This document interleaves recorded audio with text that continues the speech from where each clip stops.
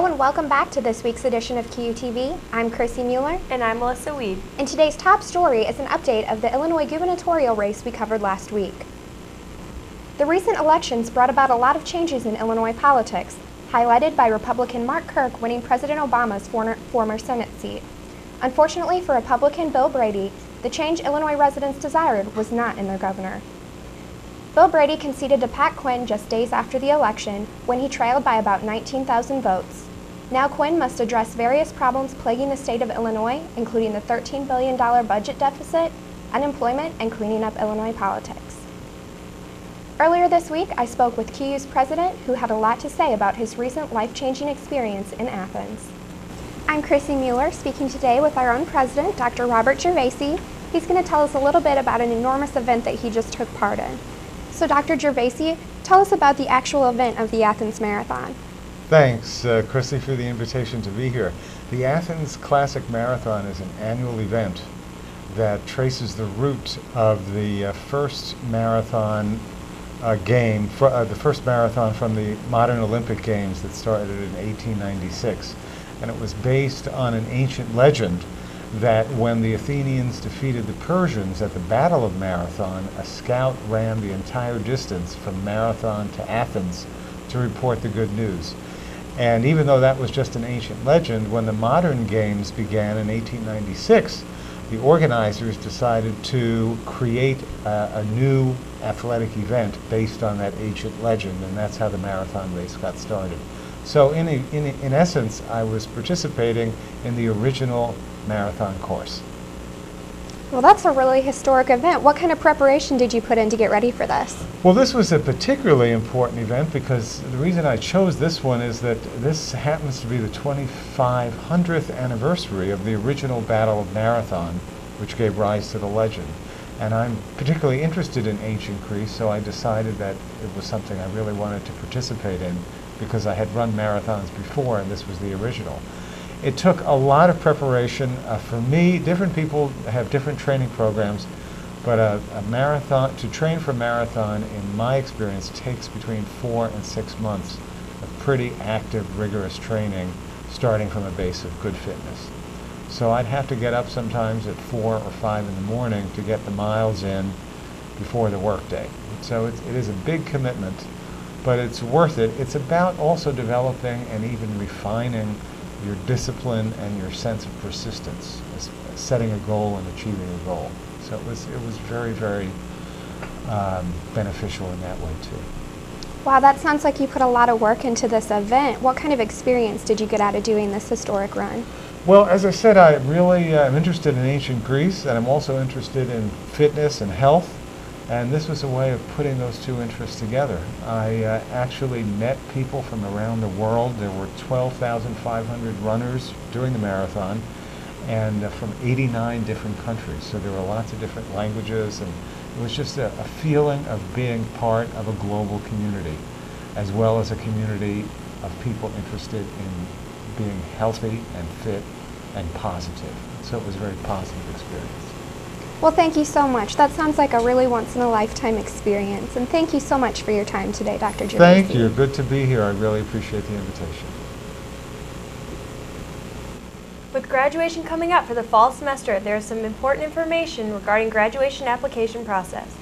To be considered for a degree, students must submit a graduation application to the office of the registrar. A degree audit by the registrar will determine whether all requirements have been met. The deadline for the fall semester is Monday, November 15th, 2010, and the deadline for the spring and summer semester is Tuesday, March 11th, 2011. There is also a $125 one-time graduation fee. An additional $100 late fee will be applied if the application is turned in after the deadlines. Registrar Barbara Wellman wants students to know the importance of meeting the graduation application deadlines.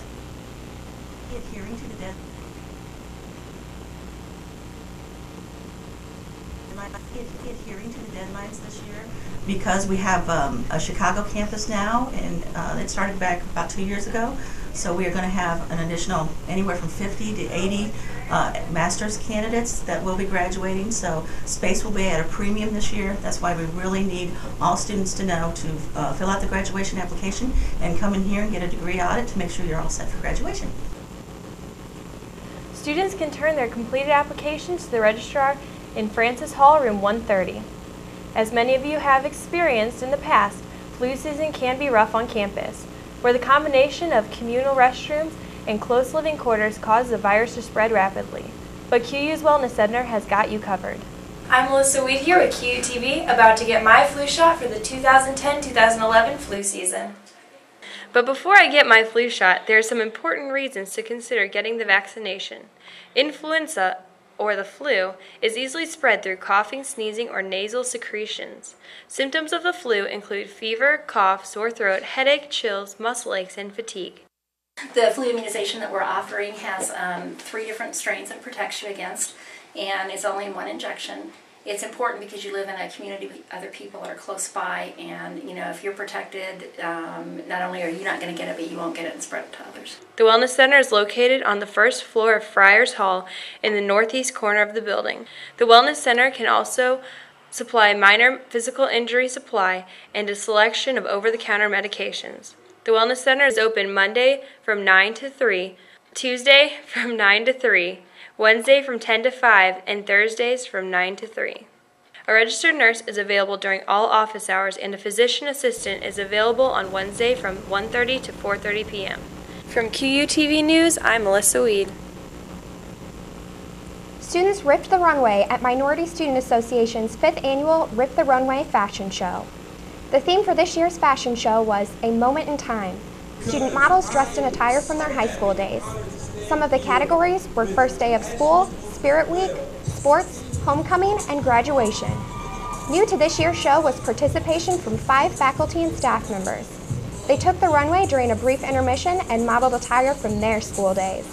The winners of Rip the Runway were freshmen Tank Bing and Antonique Darling. The proceeds from the show were donated to Literacy Center programs here in Quincy. Everyone in the Quincy University community has been anticipating the opening of the new dorm and is eager to see what's going on. Here at QUTV, we have a sneak peek at the progress on the construction. Construction on the newest residence hall at Quincy University is moving forward at a steady pace. Recently, Student Affairs started putting together tour groups to see the progress on the building. The hall will be set up as 1, 2, or 3 bedroom suites. There will be single occupancy rooms, a restroom with an inside and outside sink, pantry space, a small kitchen area, and a dining and living area in each apartment. Another feature they are trying to work in is a combined courtyard with the other dorms behind the building. Students who have taken the tour of the new facilities are very impressed. I think it is great. I am really excited to have been able to be given the chance to actually go inside and see kind of how big the rooms are going to be. It's going to try and tie together the Mueller lawn, and it's going to create its own lawn itself, and it's going to tie together Garner, Mueller, Centennial, and all that, and just make one giant campus backyard. I'm really excited to live in it if I get that opportunity. Just like I lived in Centennial my freshman year, it was just really nice to have like a brand new, fresh, clean dorm.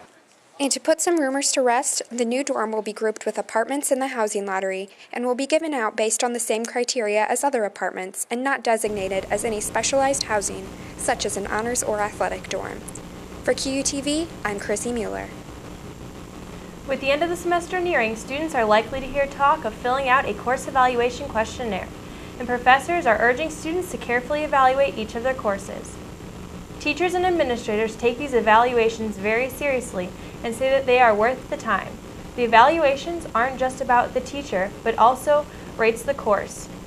Students may not realize it, but they do see the benefits of the evaluations. Not only does the previous group of students help the teacher fine-tune a course, but also students are likely to take different courses from the same instructor and should see improvements in a teacher's style from semester to semester. Not all just about the teacher. They're about the class itself and how they can do things differently, and we really welcome that information as teachers. But it's also great for students because reflecting on what worked for you and what didn't can help you to do a better job in your next class. So everybody wins. Teachers often give incentives for students to complete these evaluations, varying from extra credit to replacing a low quiz score.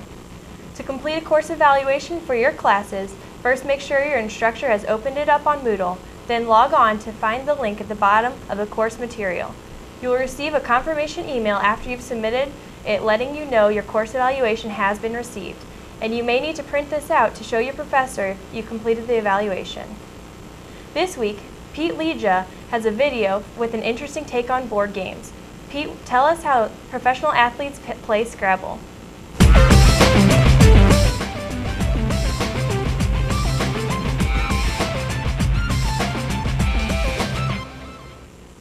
Hello and welcome to QUTV's Viral Video of the Week. This week we have two videos back-to-back for you. The NBA season is well underway, so I've been searching for some NBA-themed videos. Both of these videos show that center Shaquille O'Neal is quite talented off the basketball court, demonstrating his skills in board games and his knowledge of the rarer forms of plant life. T-I-C.